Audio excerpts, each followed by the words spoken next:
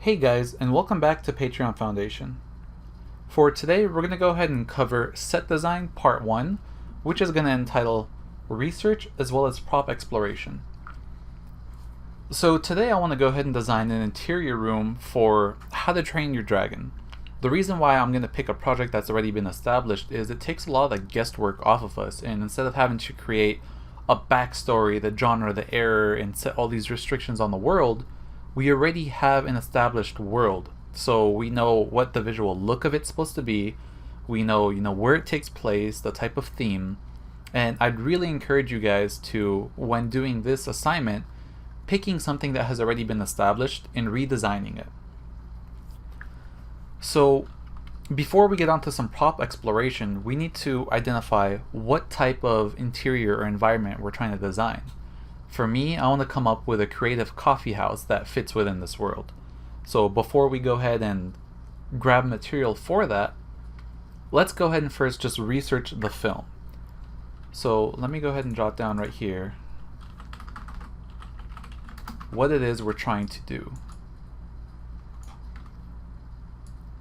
So, before we draw, we have to do research. So we need to research the project,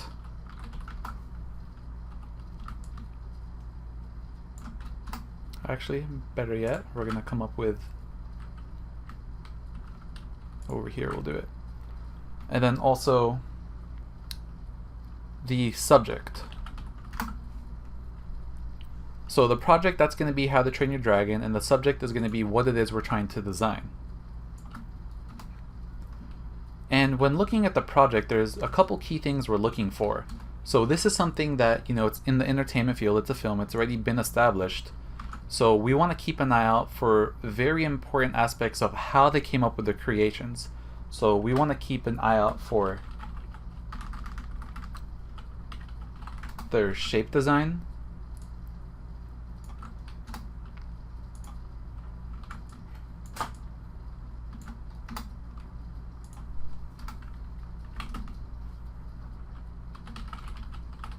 the creative elements that they're using, the theme,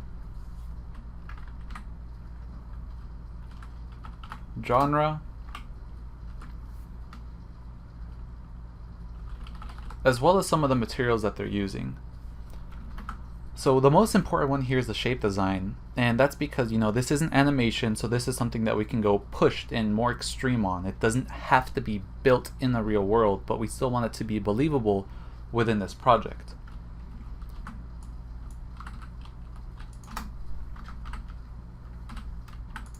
And let's just go ahead and put how to.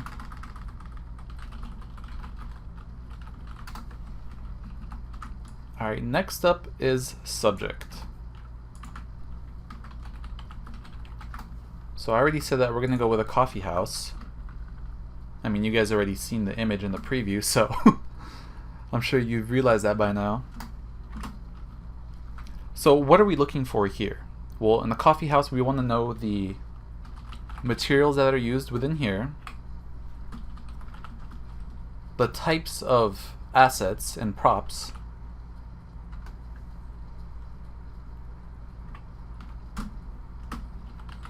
as well as the space. So, we want to pick something that we already know. Everyone most likely has been to a cafe or a coffee shop, and you're expected there's some lounge area, there's some area where you can obviously get your drink, pay the cashier, you're gonna mingle with people, and other people go in there to hang out, play games and stuff of that nature. So let's go ahead and just do some research now on this, and I'd like to have these separate just so I know whenever I need to tackle a specific issue on my design, what's not fitting. Is it the project or is it not fitting the subject? And one thing that I really like to do when doing this research phase that was taught to me by June On, who's an amazing artist, works at Riot Games. He's also an instructor over at Brainstorm School, is also to separate these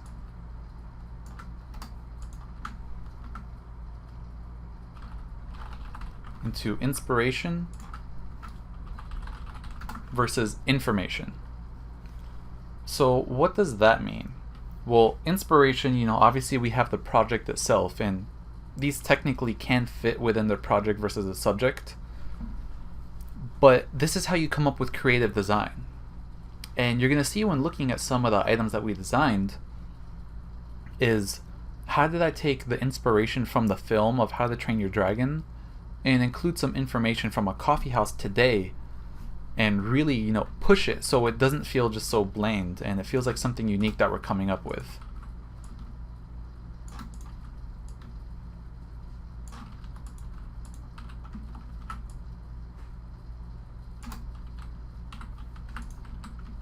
Let's go ahead and bring this down.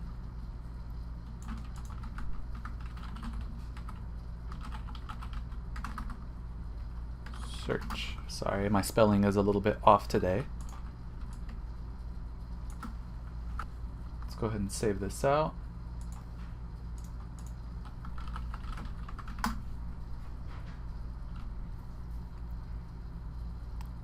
Alright, we're going to ditch materials here just because we have it on the opposite side. So obviously there's materials that they used within the film, but we'll be able to, utilize that from both reference. Just want to make sure that this is very clear for you guys.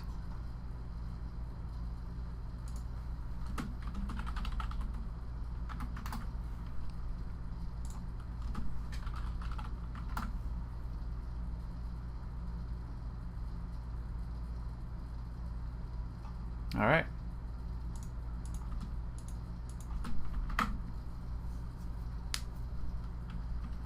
So let's go ahead and look at some reference now. Open handy dandy Google, and let's go ahead and start researching part 1. How to train your dragon. Let's do visual development. So what's awesome about this is the project has already been established, and there was a wonderful team of artists over at DreamWorks working on this. You're probably familiar with a lot of them. Nicholas Weiss, some of his works here, Jason Schreier, as well as countless artists that are beyond incredible working on this. And what we want to gather are some of the shapes that they're using, as well as the materials, the building blocks, and what creativity wise they're coming up with. So when we look at something like this, we're going to analyze it and we understand, let's just assign basic keywords to the information and the inspiration that was used to create this.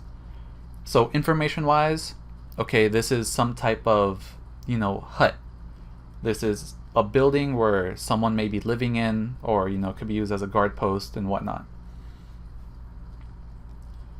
All right, information wise, what building blocks are they using? They're obviously using wood. We have some flags in here, some roofing, but majority of this is wood and very primitive building blocks. You don't have concrete, you don't have electricity, things of that nature. I don't see any glorious tile or marble here. So inspiration now. How are they pushing their design? Well, they're going with more whimsical shapes.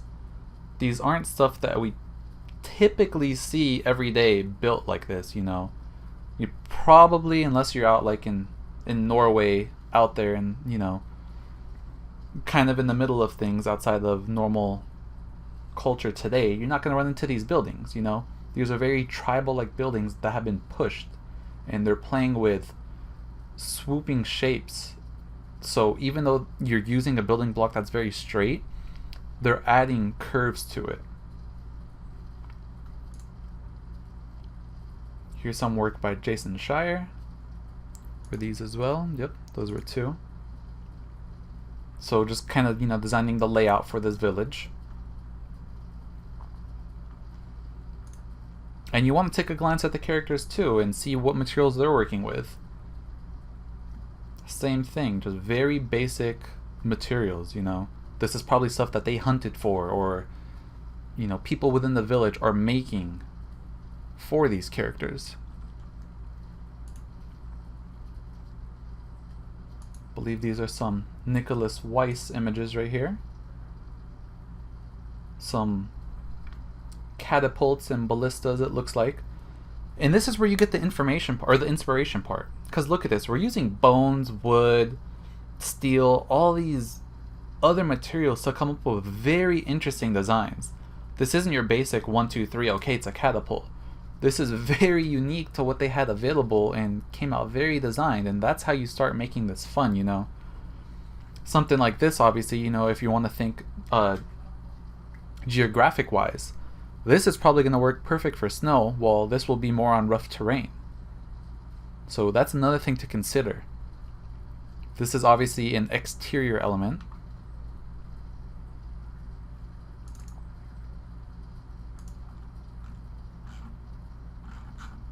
Let's go ahead and refresh this.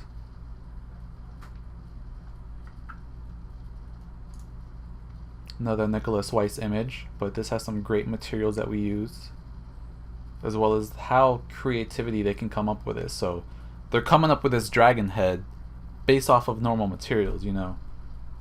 This wasn't an actual dragon head they used, they created it to look like that, to give fear to the enemy.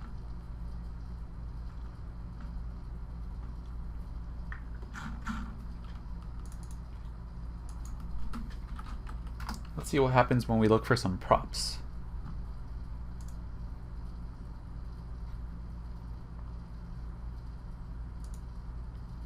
You know, a variety of stuff we can use here. And we're not looking at this to copy what they're doing. This is the inspiration part, because we're going to have to come up with the creativity part. We're going to have to change our design based off of what we're designing for.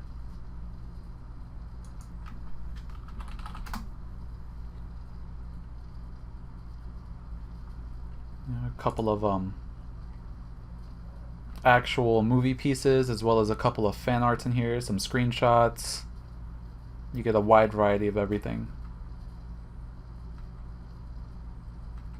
And obviously you want to do something you're familiar with. If not, you want to get familiarized with it.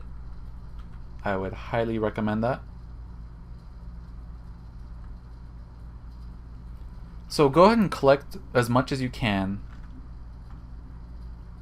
but not over the top. We want just enough to give us inspiration, but not so much that, you know, it's going to take us days to shift through it. I always used to collect so much. Some cool stuff in here. Alright, so that's step one. So that, going back to Photoshop, fulfills what we're looking for within the shape design, the creative elements, and then the theme and genre that we're going for. And we'll put time period as well. Alright, next subject. We want to do a coffee house.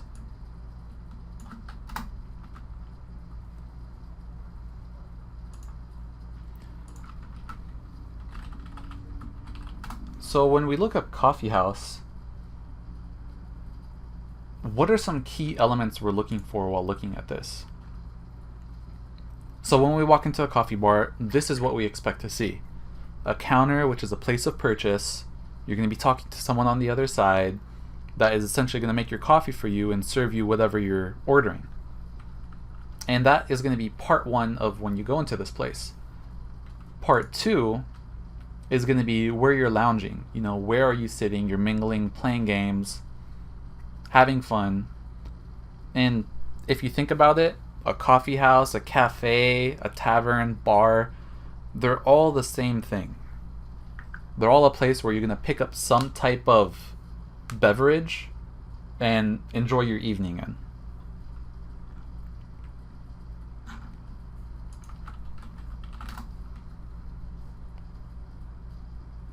When you look up tavern, there's a lot of 3D models and artworks in here, as well as some photography. So this is a really good example of how can we create our environment that we're designing for. So, okay, what are some things we can collect? Tables, chairs, those are essentials. You know, we have the place to order, as we mentioned. We have the stock of where they're going to make the material. We have some set design elements just for fun that are going to introduce a theme.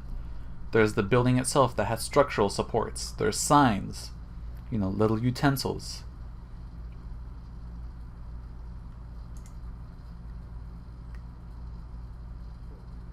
Some type of lighting, probably.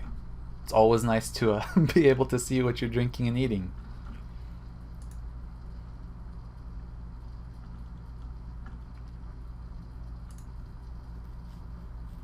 Pictures, books, bookcases, places for people to work solo or communal, mingle with other people and just lounge.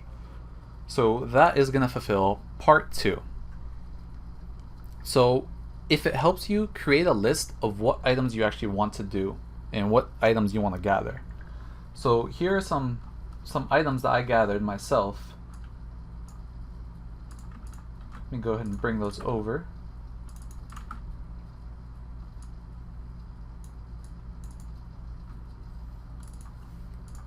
So a couple of variety of images for How to Train Your Dragon. And as I said, some stuff that was used, some other stuff that artists made for, just personal projects. A majority of them, though, are from the movie itself. Yeah, this is beautiful. Go, Jason. You can see how much variety is in this. Once again, it's an exterior. Sorry, I can't talk over here.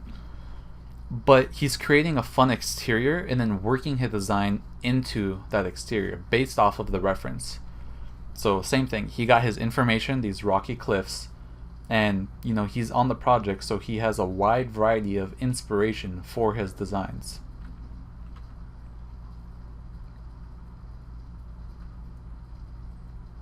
Some awesome Nicholas Weiss creative ideas over here.